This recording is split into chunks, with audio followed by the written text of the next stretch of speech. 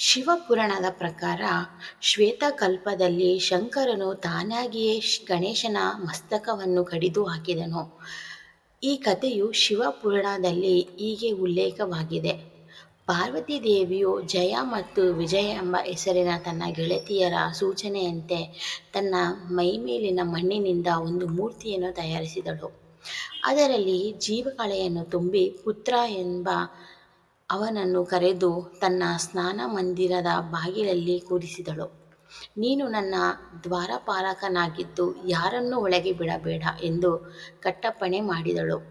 ಆಗ ಮಹಾದೇವನೇ ಸ್ವತಃ ಪಾರ್ವತಿಯನ್ನು ಕಾಣಲು ಬಂದನು. ಆದರೆ ಆ ಬಾಲಕ ಶಿವನನ್ನು ಒಳಗೆ ಬಿಡದೆ ಬಾಗಿಲಲ್ಲಿಯೇ ತಡೆದು ನಿಲ್ಲಿಸಿದನು. ಆಗ ಶಂಕರನು ಆ ಬಾಲಕನ ಜೊತೆ ಯುದ್ಧ ಮಾಡಿ ಅವನನ್ನು ಅಲ್ಲಿಂದ ಓಡಿಸಲು ತನ್ನ ಶಿವಗಣಕ್ಕೆ ಆಜ್ಞೆ ಇಟ್ಟನು. ಆ ಯುದ್ಧದಲ್ಲಿ ಗಣೇಶನು ತನ್ನ ಶೌರ್ಯದಿಂದ ಎಲ್ಲರನ್ನೂ ಹೊಡೆದು ಓಡಿಸಿದನು. ಅದರಿಂದ ಕುಪಿತನಾದ ಗೌರಿ ಪತಿಯು ಗಣೇಶನ ತಲೆಯನ್ನು ಕಡಿದು ಹಾಕಿದನು. ಪುತ್ರನ ಶಿರಶ್ಛೇದದಿಂದ ಪುತ್ರಳಾದ ಪಾರ್ವತಿಯು ಸಾವಿರಾರು ಶಕ್ತಿ ದೇವತೆಯನ್ನು ಉತ್ಪಾದನೆ ಮಾಡಿ ಅವರಿಗೆ ವಿಶ್ವ ಸಂಹಾರ ಮಾಡಲು ಆಜ್ಞೆಯನ್ನು ನೀಡಿದಳು. ಅದರಂತೆ ಎಲ್ಲ ಕಡೆಗೆ ಹಿಂಸಾತಾಂಡವ ನಡೆಯಲು ಋಷಿಗಳು ಭಕ್ತಿಯಿಂದ ವಿಶ್ವದ ರಕ್ಷಣೆಗಾಗಿ ಪ್ರಾರ್ಥಿಸಿದರು. ಆಗ ಅವಳು ಶಿವನನ್ನು ತಲೆ ಕಡಿದು ಹಾಕಿದ ನನ್ನ ಮಗನು ಬದುಕಿ ಬಂದರೆ ಮತ್ತು ಅವನನ್ನು ಸರ್ವಾಧ್ಯಕ್ಷ ಸ್ಥಾನದಲ್ಲಿ ಪಟ್ಟಾಭಿಷೇಕ ಮಾಡಿದರೆ ಮಾತ್ರ ಈ ಸಂಹಾರ ಕಾರ್ಯವನ್ನು ನಿಲ್ಲಿಸಲು ಹೇಳುತ್ತೇನೆ ಎಂದಳು.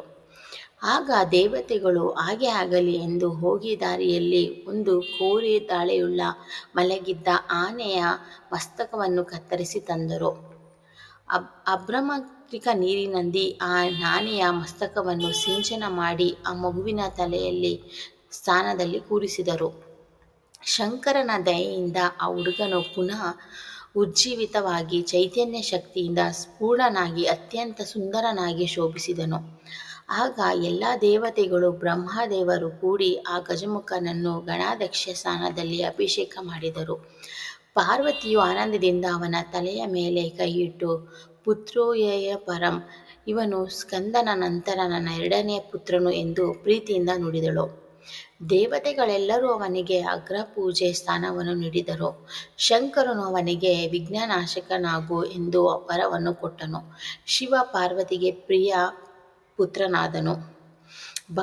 ಭಕ್ತಾದಿಗಳಿಗೆ ಇಷ್ಟ ದೈವವಾದನು. ಬ್ರಹ್ಮಚಾರಿಯೇ ಉಳಿದ ಗಣೇಶನಿಗೆ ತಾಯಿ ಎಂದರೆ ಬಹು ಪ್ರೀತಿ. ಈ ಹಿನ್ನೆಲೆಯಲ್ಲಿಯೇ ಗಣೇಶ ಚತುರ್ಥಿಯ ಮುನ್ನ ದಿನ ಗೌರಿ ಹಬ್ಬವೆಂದು ಆಚರಿಸಲಾಗುತ್ತದೆ.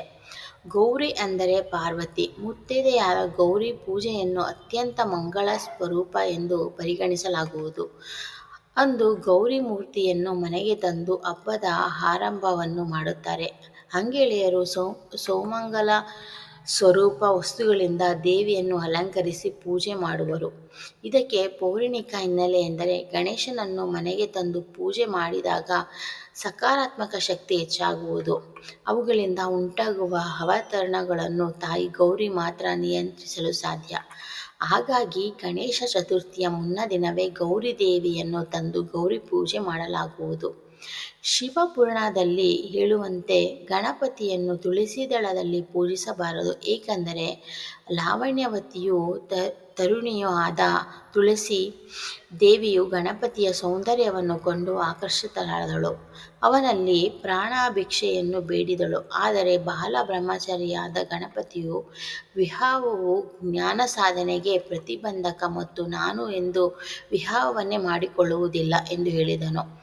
ಪ್ರಾಣಾಯ ಭಂಗದಿಂದ ಅವಮಾನಿತಳಾದ ತುಳಸಿಯು ಗಣಪತಿಗೆ ನಿನ್ನ ಮದುವೆಯು ತಪ್ಪದೇ ಆಗಲಿ ಎಂದು ಶಾಪ ಕೊಟ್ಟಳು. ಆಗ ಗಜಾನನು ಅವಳಿಗೆ ನೀನು ರಾಕ್ಷಸನ ಪತ್ನಿಯಾಗುವೆ ಮತ್ತು ಒಂದು ಗಿಡವಾಗಿ ಬೆಳೆಯುವೆ ಎಂದು ಮರುಶಾಪವನ್ನು ಕೊಟ್ಟನು. ಆದ್ದರಿಂದ ಭೀತಳಾದ ತುಳಸಿಯು ಗಣೇಶನ ಸ್ತುತಿಯನ್ನು ಮಾಡಿದಳು. ಆದ್ದರಿಂದ ಪ್ರಸನ್ನನಾದ ಗಣೇಶನು ಅವಳಿಗೆ ನೀನು ಶ್ರೀಹರಿಗೆ ಅತ್ಯಂತ ಪ್ರೀತ್ಯಾಸ್ಪದಳಾಗು. ನಿನ್ನ ದ್ವಾರ ಭಕ್ತರಿಗೆಲ್ಲ ಮಹಾವಿಷ್ಣುವಿನ ಪೂಜಿಸಿ ಮೋಕ್ಷವನ್ನು ಪಡೆಯುವರು. ಆದರೆ ನನಗೆ ಮಾತ್ರ ನೀನು ತ್ಯಾಜ್ಯಳೆ ಆಗಿ ಉಳಿಯುವೆ ಎಂದು ಹೇಳಿದಳು. ಆದ್ದರಿಂದ ಗಣಪತಿಗೆ ತುಳಸಿಯಿಂದ ಪೂಜಿಸುವುದಿಲ್ಲ. ಹಾಗೆಯೇ ಚೌತಿಯ ದಿನ ಚಂದ್ರನ ದರ್ಶನವು ಗಣೇಶನ ಉಪಾಸನೆಗೆ ಪ್ರತಿಬಂಧಕವಾಗಿದೆ. ಭಾದ್ರಪದ ಶುಕ್ಲದ ಚೌತಿಯಂದು ಚಂದ್ರನ ನೋಡಿದರೆ ಅಪವಾದ ತಪ್ಪದು ಎನ್ನುವ ಸಾಲುಗಳನ್ನು ಹಾಡಿನಲ್ಲಿಯೂ ಕೇಳಿರುತ್ತೀರಿ. ಯಾಕೆ ಹೀಗೆ ಹೇಳುತ್ತಾರೆ ಎನ್ನುವುದು ಪುರಾಣದಲ್ಲಿ ಪ್ರಸಿದ್ಧ ಕಥೆಯೂ ಇದೆ. ಗಣೇಶ ಎಲ್ಲರ ಮನೆಯ ಕಡುಬು, ಮೋದಕ, ಲಾಡು, ಚಕ್ಕುಲಿ ಹೀಗೆ ಭಕ್ಷ್ಯಗಳನ್ನು ತಿಂದು ರಾತ್ರಿ ತನ್ನ ಮನೆಗೆ ವಾಹನವಾದ ಇಲಿಯ ಮೇಲೆ ಕುಳಿತು ಹೋಗುತ್ತಿದ್ದನಂತೆ. ದಾರಿಯಲ್ಲಿ ಹಾವು ಕಂಡು ಇಲಿಯು ಹೆದರಿ ಗಣೇಶನನ್ನು ಕೆಳಗೆ ಹಾಕಿ ಓಡಿ ಹೋಯಿತು. ದುಡುಮ್ ಎಂದು ಕೆಳಗೆ ಬಿದ್ದ ಗಣೇಶ ಹೊಟ್ಟೆ ಒಡೆಯಿತು. ಕೋಪಗೊಂಡ ಗಣಪ ಹಾವನ್ನು ಎಳೆದು ಹೊಟ್ಟೆಗೆ ಸುತ್ತಿಕೊಂಡನು. ಇದನ್ನೆಲ್ಲ ನೋಡಿ ಚಂದ್ರ ನಕ್ಕನಂತೆ. ಗಣೇಶ ಕೋಪಗೊಂಡು ಚಂದ್ರನಿಗೆ ಶಾಪವಿತ್ತನು. ನೀನು ಅತ್ಯಂತ ಸುಂದರವೆನ್ನುವ ಗರ್ವವೇ ನಿನಗೆ? ನನ್ನನ್ನು ನೋಡಿ ಹಾಸ್ಯ ಮಾಡುವೆಯಾ? ಇನ್ನು ಮುಂದೆ ನೀನು ಅದೃಶ್ಯನಾಗು. 3 ಲೋಕದಲ್ಲಿ ಯಾರೂ ನಿನ್ನನ್ನು ನೋಡದಿರಲಿ ಎಂದು ಶಾಪವಿತ್ತನು. ಆ ಶಾಪದಿಂದ ಚಂದ್ರನು ಚಿಂತಾಕ್ರಾಂತನಾಗಿ ದುಃಖದಿಂದ ಚಿಂತೆಯ ಮಡುವಿನಲ್ಲಿ ಮುಳುಗಿದನು.